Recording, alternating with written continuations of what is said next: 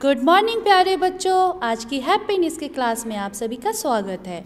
आज की हैप्पीनेस की क्लास में हम एक कहानी सुनेंगे, लेकिन ये कहानी शुरू करने के पहले बेटा हम माइंडफुलनेस करेंगे।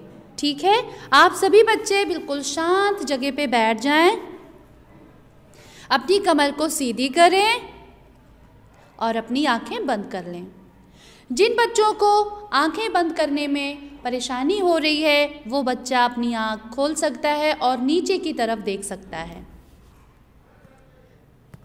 अपने हाथ को अपनी गोद में भी रख सकते हैं और डेस्क पर भी रख सकते हैं। अब बेटा आप बिल्कुल शांत होकर अपनी आती जाती सांसों पर ध्यान देंगे।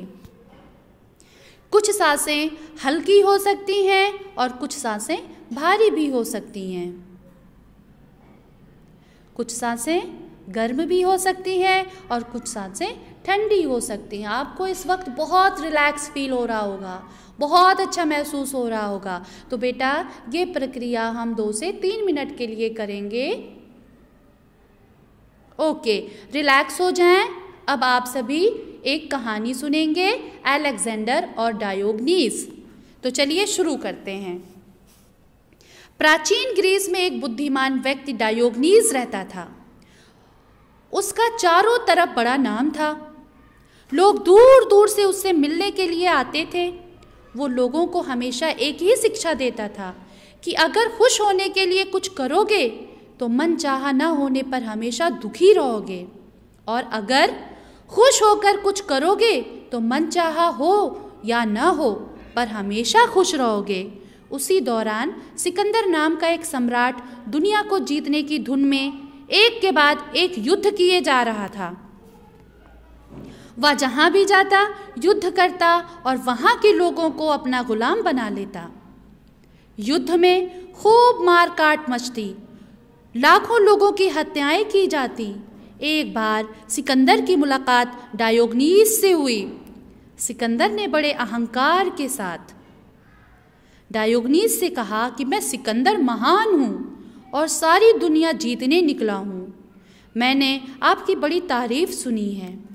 आपको कभी मुझसे कोई काम हो तो ज़रूर बताएं। डायोग्नीस ने पूछा कि क्या तुम सारी दुनिया में इतना युद्ध क्यों कर रहे हो? डायोग्नीस ने पूछा कि तुम सारी दुनिया में इतना युद्ध क्यों कर रहे हो? सिकंदर ने कहा कि मैं सारी दुनिया पर विजय प्राप्त करना चाहता हूँ, यानी पूरी दुनिया को जीतना चाहता हूँ। डायोग्नीस ने उससे कहा कि सिकंदर तुम सारी दुनिया भी जीत लोगे तब भी खुश नहीं रहोगे, क्योंकि जिस दिन तुम सारी दुनिया जीत लोगे उस दिन तुम यह सोचकर दुखी होगे कि अब जीतने के लिए कुछ बचा ही नहीं। दूसरा, खुशी मानवता के उत्थान में है। दूसरा क्या बोला उन्होंने?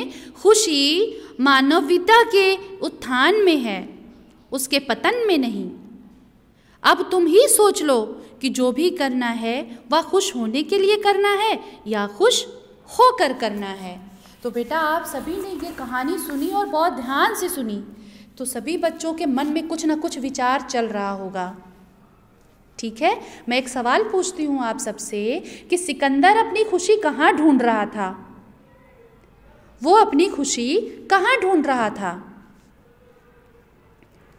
कि एक देश के लोगों को गुलाम बनाना या उनकी हत्या कर देने के बाद जब सिकंदर दूसरे देश को जीतने आगे बढ़ता था तो उसे लगता था कि इस देश को और जीत लूँ और मुझे बहुत खुशी मिलेगी। कि क्या बच्चों आप सभी ये बताओ कि सिकंदर ये सही कर रहा था? सिकंदर की ये सोच सही थी या गलत थी? आप सबको फ़र्क बताना है कि सिकंदर की ये सोच सही थी या गलत थी। तो बेटा आप सभी इस कहानी के ऊपर एक वीडियो बनाएंगे और ऑडियो भी भेजेंगे कि अलेक्जेंडर और डायोग्नीस की कहानी से आपने क्या सीखा, आपके मन में क्या विचार है, वो विचार आप मेरे साथ शेयर करेंगे। ओके बेटा, धन्यवाद, बाय।